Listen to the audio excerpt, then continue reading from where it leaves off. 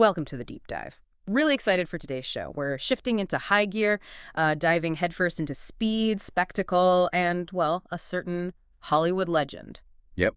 We're talking about F1, the movie, the big new racing film starring Brad Pitt.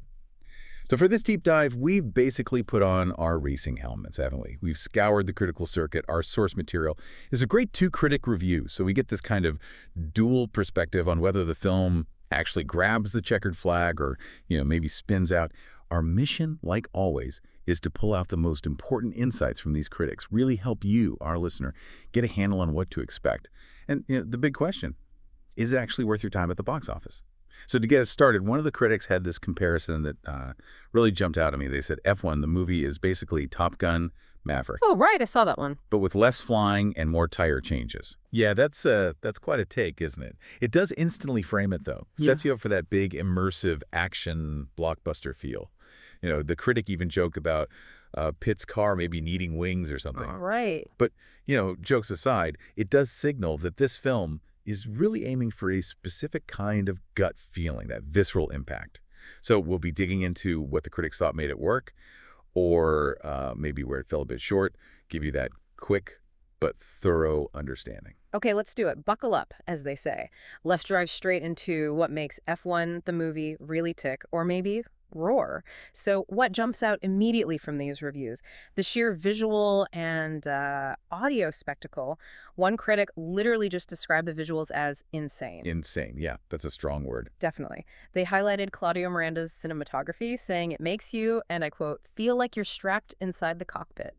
And they even said the IMAX cameras practically let you smell the burning rubber.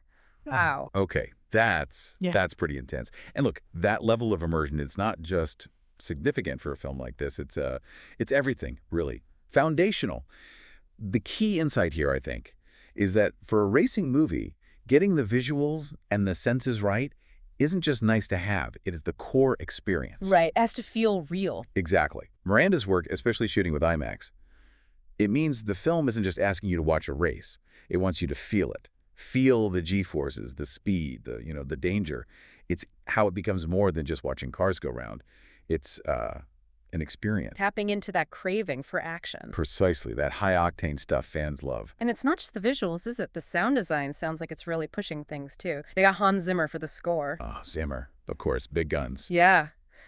And one critic made this incredible point. They said, every time Pitt shifts gears, Zimmer makes it sound like Beethoven just dropped the bass. Ah, okay, that's a fantastic description. Isn't it? What does that tell us about the film's commitment to making everything feel, well, epic? Yeah. Even small moments. Well, that specific detail about the gear shifts and Zimmer, it's brilliant, really. It shows the strategy. The insight there is that when you're building on spectacle, the sound isn't just background music, is it? It's another main way to pull you in. Right, totally surrounds you. Exactly. When you get a composer like Zimmer making even a gear shift sound huge, that's a very deliberate choice. It's about amplifying everything you sense, creating this massive, almost overwhelming soundscape to make sure you're constantly locked into the high stakes of F1.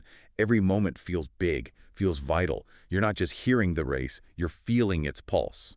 Okay, so clearly a feast for the eyes and ears, check. An incredibly immersive experience, check. But, the age-old question.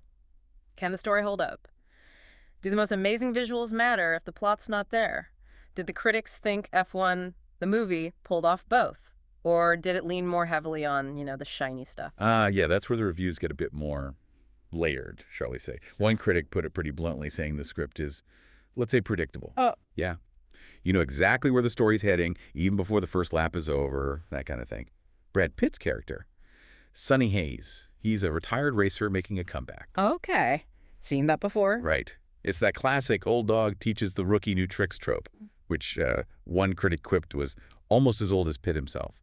Bit harsh, maybe. Ouch. But the key insight here, particularly for blockbusters, is that predictability isn't always a weakness. Sometimes for certain genres, especially ones driven by spectacle like this, it's actually sort of a feature. How do you mean? Well, audiences often expect those familiar story beats. It frees them up. They can just relax and focus on the execution, the thrilling action, the performances. They're not trying to figure out some complex twist that lets them just enjoy the ride. It's comforting in a way, but still exciting. Okay.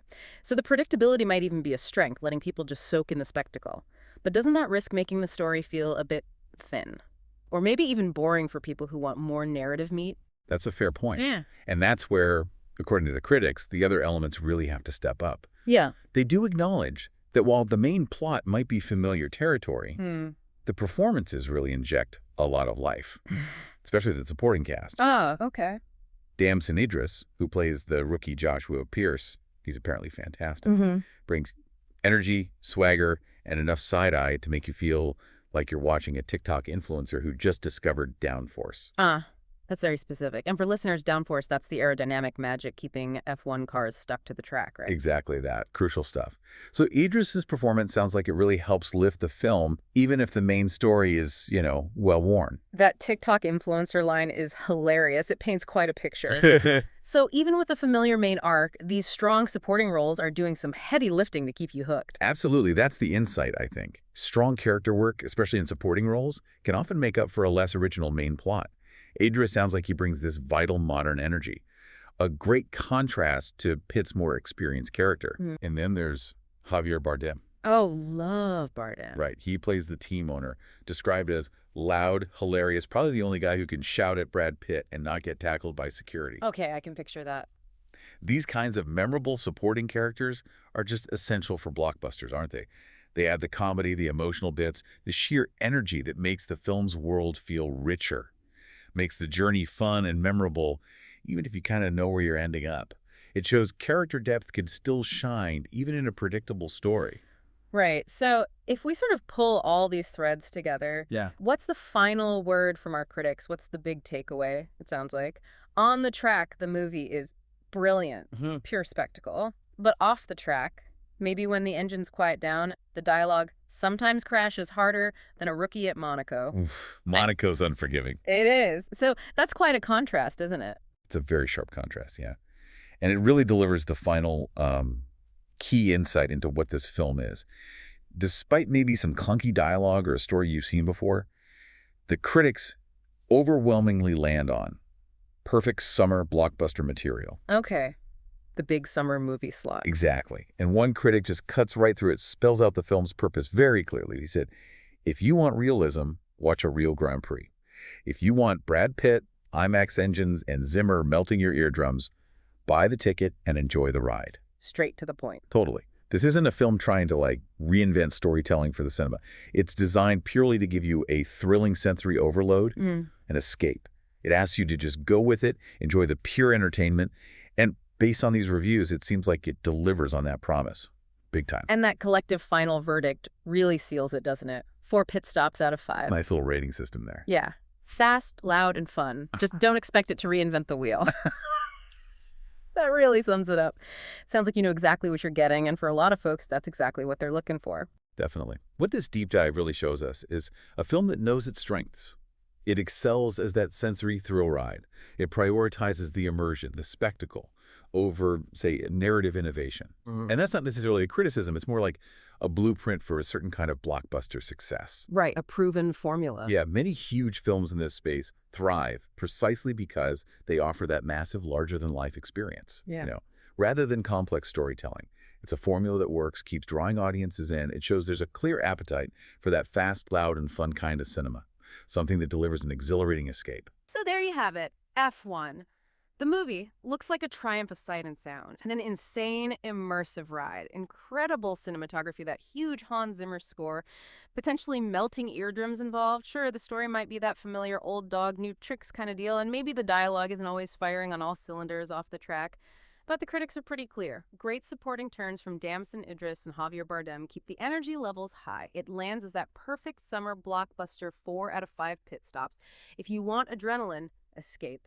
This sounds like your ticket. It really leans into that idea that sometimes, the spectacle is the substance. Which brings us to maybe a final thought. Something for you to chew on. In this world where we're just bombarded with information, endless content, when do we deliberately choose something like this? This meticulously crafted, super immersive movie experience like F1, the movie, even knowing the story might be simple, versus, say, watching the raw, unscripted reality of an actual Grand Prix. What does that choice tell us about what we actually value in entertainment and storytelling? And how sometimes